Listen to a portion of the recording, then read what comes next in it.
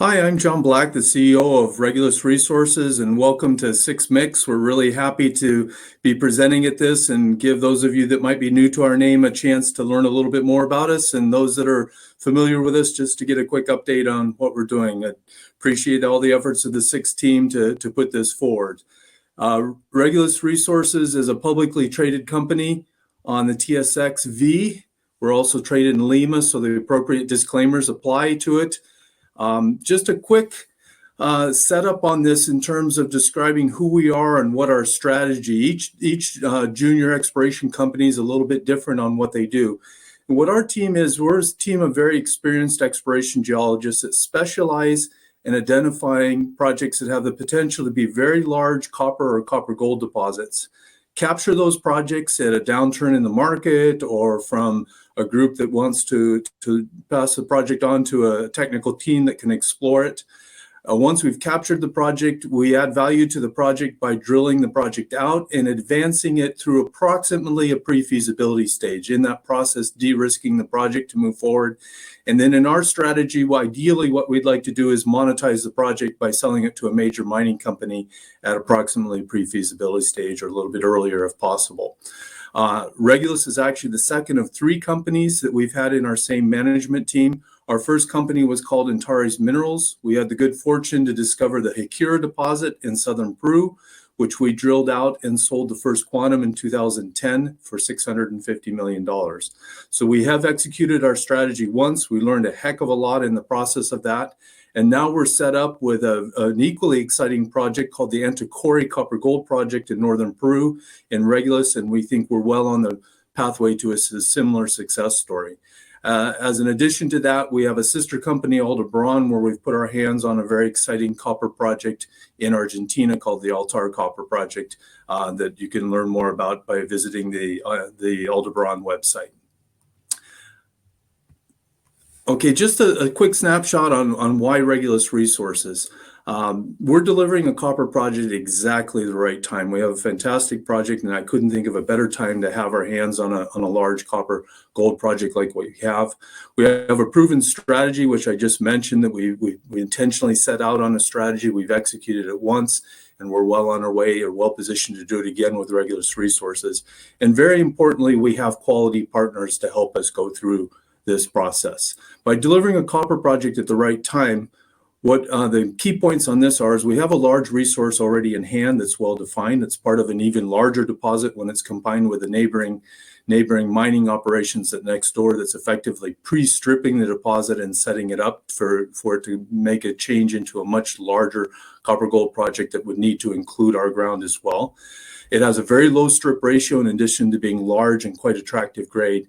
And that presence in a brownfield setting can't be underestimated. That means that this project has a much shorter pathway to becoming a producing project than, say, a greenfield project, which can sometimes take 8 or 10 years to come to production.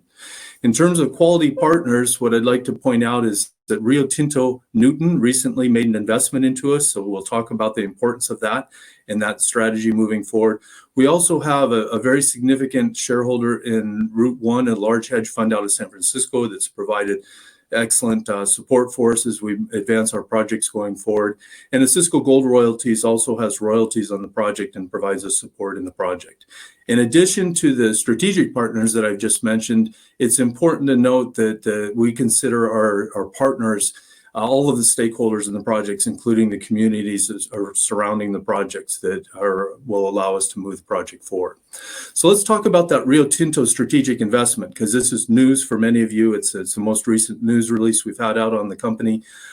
In January, we closed an agreement with Rio Tinto that provided an investment from Rio Tinto of just over 20 million Canadians, $15 million US, as a placement into the company. It was a placement at an over-market price. The share price that they paid to come in was $1.02 per share, so about a 40% premium to what our trading price had been prior to this investment. That provides them with approximately a 16% shareholding in the company.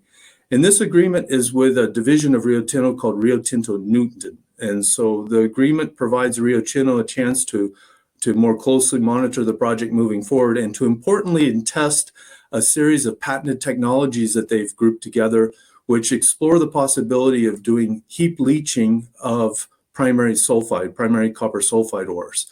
This is something that many of the major copper mining companies have been investigating over the last few decades, is a way to process primary copper mineralization that could be processed at much lower cost with a lower use of water, lower use of energy, and no necessity for having tailings or smelting involved in the process. So from an ENS&G standpoint, if this technology works on the project, it could be a very substantial game changer for the project moving forward. It's important to note that this technology is not necessary for us to advance the project. We're testing it as one alternative on how we'd process this style of mineralization. If it works, it'll be great. I think it'll make it a much better project, but it'll be a very, very satisfactory project moving forward, whether we can use this technology or not. And we very much welcome having Rio Tinto on as a shareholder and a partner as we advance the project. So the resulting share structure after this placement is that we have Route 1 as a long-term strategic investor in the companies. They provide a lot of support for us to move forward. They have approximately 22% interest in the company. Rio Tinto Newton now has a little over 16% interest, and as management, we have a little over 10% interest total. So relatively low share count for the stage the project's at, and we currently have a market capitalization of about $100 million. So let's dive right into where the project's at. We're located in northern Peru. We're in the midst of a cluster of very large copper and gold deposits. Many of the copper deposits have significant gold associated with them as well. This means we're in an area that has abundant mining infrastructure and the presence of mining activity already, which can't be underestimated in importance when you're advancing a project. If we dive right into the project area itself, we can see our land position in the collage of red to various shades of pink in the upper portion of the diagram. We own 100% of the red claims. We've recently announced that we've completed the requirements to earn into 70% interest in the Kokirumi block, which is the medium shade of pink on this diagram. That provides us a direct interest, a 70% interest in that block and the operatorship of the joint venture that administers that over a very large area to the north of the project area. And in the light pink shade is a block of ground or blocks of ground that we have an option to earn in up to a 60% interest from goldfields. Collectively, this establishes a large land position for us just to the north of the Tantuatai mine. The Tantuatai mine is operated by the Comalaiche joint venture, and the Comalaiche joint venture consists of 3 different companies. Southern Copper, which is Grupo Mexico's Peruvian subsidiary, top 5 copper company in the world. Buenaventura, a large Peruvian precious metal producer listed on the New York Stock Exchange, and a small position held by a local Peruvian family company called Espro.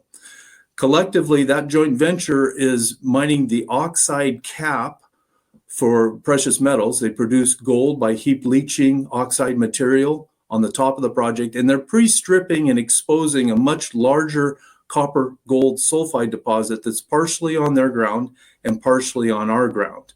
And then 7 kilometers to the southeast, we have the Cerro Corona mine, which is operated by Gold Fields, one of their best mines worldwide.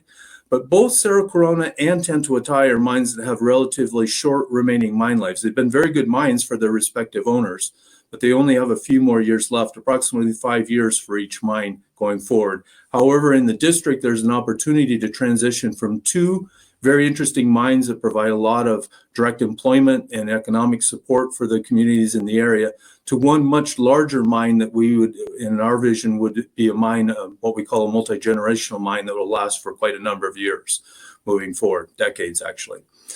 This is an oblique view that shows a little bit better what the situation is at the Antiquary project. We're looking to the northwest. We can see in the upper left-hand part of the diagram the Tantuatai mine, which is pre-stripping that oxide cap over the large copper gold sulfide mine. The pit outline that we see on this diagram is showing the conceptual pit that constrains the resource that we reported in 2019. And we can see a vertical line with the right-hand side in colors and the left-hand side blank. That's because we can only show the grade and the distribution of ore on our ground. So the right side of the pit in this view belongs to us. We see the distribution of mineralization in the pit.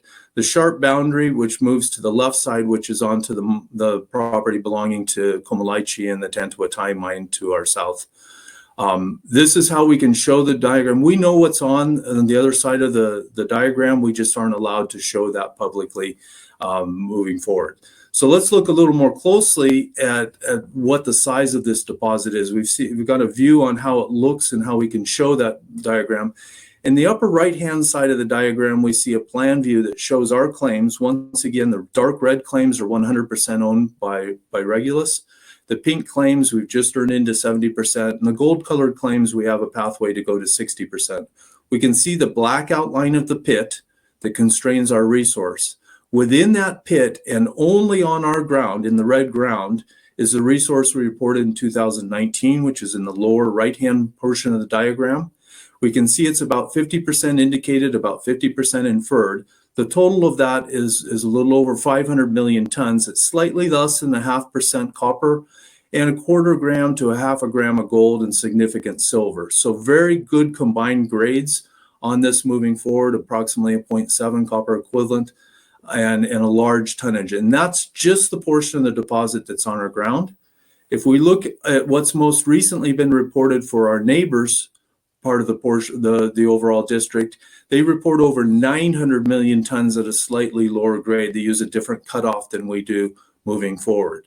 So you can begin to see the size of the overall project and the complexity of how our land position is interfingered with their land position going forward. When they terminate the oxide production on the joint venture or on the Tantuatai side of the property position, this will be a very well-positioned project to advance into that much larger mine. And that much larger mine will require the integration of our property with a neighboring property moving forward. This is a bit of a view that kind of gives a better perspective of that situation. In the upper left-hand side of the diagram, we see the benches of the Tantuatai mine. They're stripping that oxidized material, the cap over the high ground to the south of our area. And in the foreground is our part of the project, the Antakori part of the project. So when that high ground is stripped off and finished for the oxide mine, it essentially sets us up for a much larger copper gold sulfide mine moving forward that would, by necessity, include our ground as that's being developed. This gives us a little better perspective of what this combined deposit might look like. In the bar charts on the left side, we see the Antakori project, the part of the project that belongs to us. And we see two shades for indicated versus inferred. The green represents copper, the gold colors represent gold.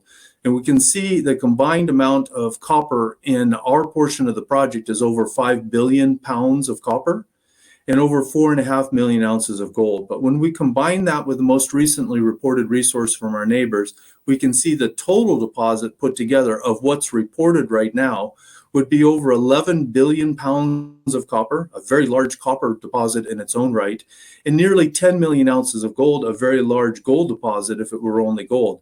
You combine these and this project becomes quite interesting moving forward. So any major copper or gold company should have this project on their radar, and many of them do and are interacting with us to evaluate the project moving forward. However, the common comment that we get when you interact with large groups taking a look at this is that they find it to be an extremely attractive project, but the land complexity makes it difficult for them to envision how they might be able to participate. So the strong message we're getting is that the next stage for this project to move forward is really some type of a consolidation of the land position. That can happen in any of a number of different manners, and the type of agreement we'd be pursuing under confidentiality agreements with various partners involved. So we can't really report details of that. But what I would like to point out is there are a number of situations that make this likely to happen in the relatively short-term future on this. Primarily that the oxide mineralization at the mine next door only has 4 or 5 years of remaining mine life. And it's much easier to make a transition from an operating oxide mine into a much larger operating copper gold sulfide mine than it is to terminate the oxide mine, shut things down, incur closure costs, and then have to seek permission to reopen the mine. It's particularly important in terms of the social impact of a project. It's much better to go from a mine that employs fairly large number of people to one that employs even more people for a longer period of time than it is to have everybody be without work and economic benefits and then try to seek permission to do it again. So the continuity is particularly important for the social benefit of the area that we work in. Just a quick few words on this project overall. This is a project that requires a bit of patience. Because of the complexity of the land situation, the complexity of the deposit itself, this is not one that we could advance quite as quickly as we did, say, with our Hakira project in our first company. And we've encountered a number of situations as we move forward on the project that many times people have felt, boy, that's going to be difficult for you to overcome. But we've systematically resolved those. When we first established our land position, the big question was, can you even explore it? We solved that by establishing agreements with the neighbors that provided collaborative exploration opportunities for us to move forward for the benefit of both sides. The project has a significant amount of arsenic, and many of our other presentations we address that. We found multiple pathways forward that we will be able to work with the arsenic in the project. Very interestingly, the Rio Tinto Newton technology is an excellent way for us to work around the arsenic content of the project. There were even questions about whether we'd be able to obtain social license to move this project forward, and we've clearly demonstrated that with the drill programs we've been completing over the last few years. We now face perhaps the final real hurdle on this project is how are you going to get the consolidation in the district accomplished to allow the setting to have the development of the large project. We're well on our pathway on that. We will be happy to report that we think at some time in the not too distant future, pathways that we can move forward for the benefit of all parties in the district. And so stay tuned on that. This does require a little bit of patience, but we've been able to work our way through all the hurdles on this project pretty systematically as we move the project along. So the next steps at Antiquaria is we'll enter our phase 3 drilling program. Our phase 1 drilling program allowed us to put out the resource that I mentioned earlier today. We completed our phase 2 in December of last year. We'll be in a position to do an updated resource estimate later this year based on that phase 2 program. And our phase 3 program will consist primarily of collecting large diameter core samples for metallurgical testing, in which we'll use to evaluate the Newton technology with large column leach tests moving forward, see if that's a better pathway for us to move forward than our other alternatives.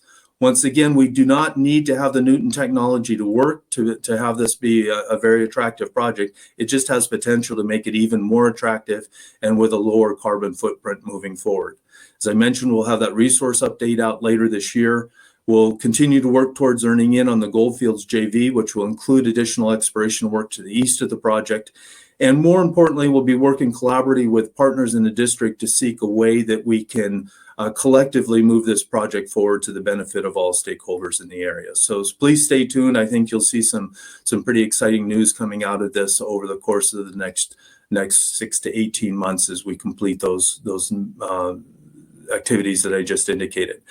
It's really important to mention on this that a part of this activity, and we're really out at this project, we've kind of come to the point of defining the size of the deposit. Now we need to begin the part of de-risking the project, which is showing how the project can be developed to the best benefit for all stakeholders in the area. We openly have a strategy with an intention to sell our interest in the project in the future, but that doesn't mean we cut corners. We have to do everything exactly like we'll be developing the project ourselves to make it more attractive for a potential acquirer. So a lot of that involves working with communities in the area, making sure that we're collecting very high quality technical data. We're doing everything to make this the most attractive project possible for a potential acquirer. I'd like to also point out that I think we're really on the beginning leading edge of the acquisition of these type copper assets in the future. We've begun to see the major companies seek out and acquire it. And the first stages of this tend to be them buying interest in districts where they already have participation. But this will evolve as M&A picks up, as copper prices pick up due to the looming gap between supply and demand that many people have been talking about. And when that occurs and metal prices begin to increase over the course of the next year or two, I think we'll see a lot of merger and acquisition activity in this space. So just to summarize, the Antiquaria project is a brownfield copper gold deposit with district scale potential. We have a large resource already in hand. We have great strategic partners to move this forward. It's really a brownfield situation, which means there's a much quicker pathway to development of this project, which makes the project more valuable and more attractive. And most importantly, for those of you as investors, there's a compelling valuation at this point in time. We only have a market cap of about $100 million on this project. Similar assets, including our Hakira deposit that we sold to First Quantum, have been sold for significantly higher amounts than that, and we have no reason to believe that this one won't be. So it's a great time to take a look at this as an investment, and with a little patience, I think you'll be very, very much rewarded in the not too distant future. So thanks for your time on this, and if you have any questions, please contact us via our website or the details at the bottom of this presentation. Thank you very much.